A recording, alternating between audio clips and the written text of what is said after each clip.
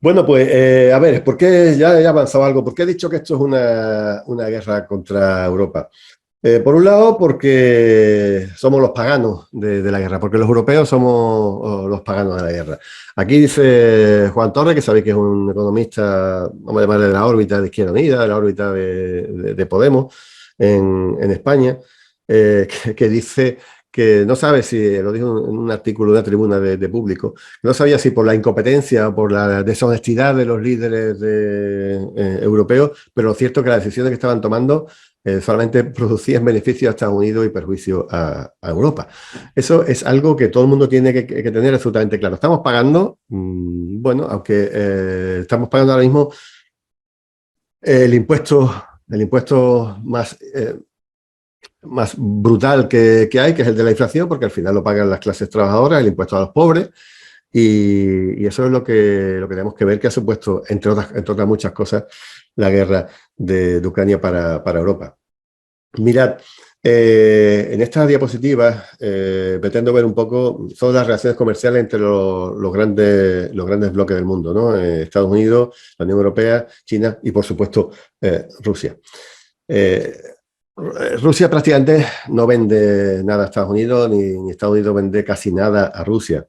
Con China sí tiene una serie de comercios, fundamentalmente le compra más a China, le compra un 18% de lo que sale de China viene hacia Rusia, y Rusia vende pues grano, petróleo, etcétera. China, esto que coste, esto antes de la guerra, porque ahora mismo China se está llevando una buena parte del gas y del petróleo fundamentalmente de Rusia.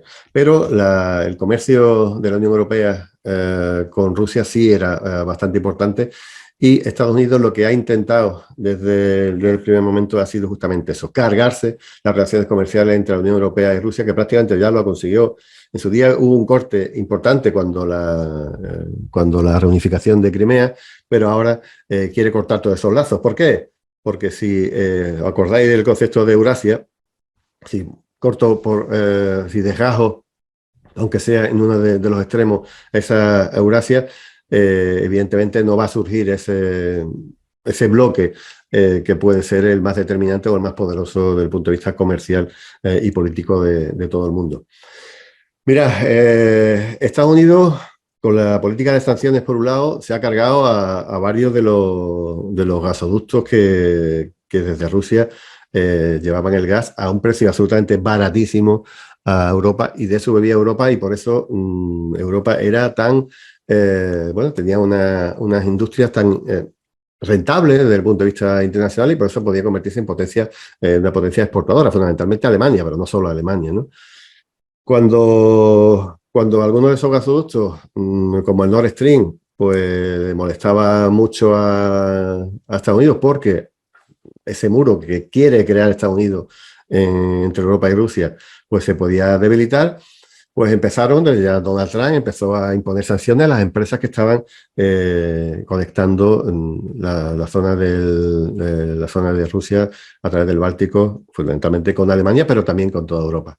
Y empezaron a cargarse a las empresas que estaban interviniendo en esa obra, que se acabó prácticamente en tiempo récord.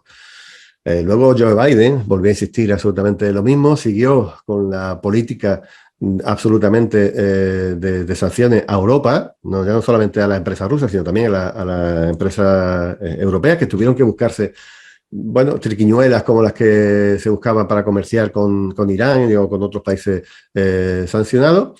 Pero luego el propio Biden hizo unas declaraciones que lo podemos escuchar. That means tanks and troops crossing the border of Ukraine again. Then there will be no longer the Nord Stream 2. We will bring it in. Pues lo dice absolutamente clarísimo. Si hay una invasión de Ucrania, ya no habrá Nord Stream 2. Le pondremos fin. Los periodistas le preguntan, bueno, ¿y cómo le va a poner fin? Y dice, bueno, le pondremos fin. No habrá un Nord Stream.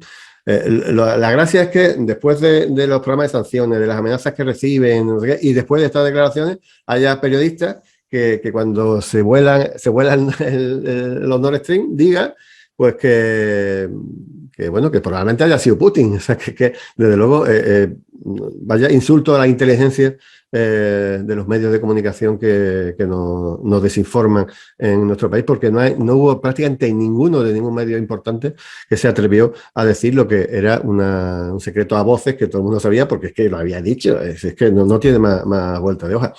Pero mirad, cuando Estados Unidos vuela el Nord Stream, todo el mundo piensa que es un gasoducto ruso, pero si os fijáis la propiedad del Nord Stream, el 51%, la parte mayoritaria sí es de Rusia, pero es que el 30% de Alemania, de Holanda un 10% y de Francia un 9%. O sea, que es que la mitad del gasoducto era un gasoducto europeo.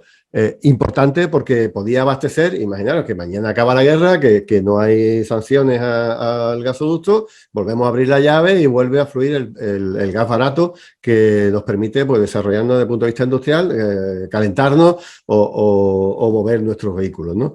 Pues no, Estados Unidos se aseguró en un atentado terrorista importante cometido contra Rusia y contra Europa, de que jamás, bueno, no sé qué pasa hace otra serie de años en construcción o en arreglo, si es posible, de esto, tuviéramos gas barato por tubería y no la solución que nos da, que es mandar gasero directamente por mar, que se los están cobrando a las empresas norteamericanas prácticamente al triple o casi al cuádruple de lo que se lo compra Europa. O sea, es una auténtica, o sea, perdón, al revés. se lo casi regala a sus empresas y nos lo cobra el cuádruple a los europeos. Por eso hemos dicho que Estados Unidos está arruinando a Europa, pero de manera absolutamente clarísima. El Macron dijo que Estados Unidos está vendiendo, eso es lo que acabo de comentar, vende el gas a Europa al triple de precio que las empresas norteamericanas. Se supone que Estados Unidos es nuestro amigo, que corta el gas a Rusia y nos lo va a ofrecer. Se supone que al mismo precio que Rusia, ¿no? Que Rusia es el enemigo, ¿no? Supuestamente. No. O a 3 veces, como mínimo, o a 4 veces. Y esto dice Macron, visiblemente enfadado, pero también su ministro de Economía, Bruno Le Maire, dice que no se puede permitir que Estados Unidos controle el mercado mundial de la energía mientras la Unión Europea esté sufriendo las consecuencias de la guerra en Ucrania o del conflicto en Ucrania. Fijaros, Europa prácticamente ha sido casi siempre hipersumisa a Estados Unidos. Alemania es un país ocupado prácticamente, que no tiene capacidad, no tiene ni soberanía. Reino Unido es un apéndice norteamericano allí amarrado a las costas europeas. Pero Francia, bueno, siempre ha tenido una intención de tener una política propia, exterior, también en armamento, desarrollo de su propia industria armamentística y, por supuesto, sus bombas nucleares, ¿no? Y son los que a veces están apostando por un ejército europeo. Son los únicos los únicos importantes, al menos, que han levantado su voz contra Estados Unidos en este plan. Pero fijaros, lo comentaba al principio, Estados Unidos va a hacer, entre ayudas contra la inflación y ayudas contra el cambio contra el cambio climático, pues estamos hablando de que va a hacer una inyección de 400.000 millones de dólares a sus empresas, que esto supone, bueno, pues una manera de hacerla más competitiva que la europea, ¿no? Sabéis que muchas veces se nos ha denunciado en España porque había alguna ayuda, un astillero o alguna cosa así para que no se hundiera, y eso lo han considerado ilegal, ¿no? Bueno, pues Estados Unidos, 400.000 millones de ayuda contra la inflación.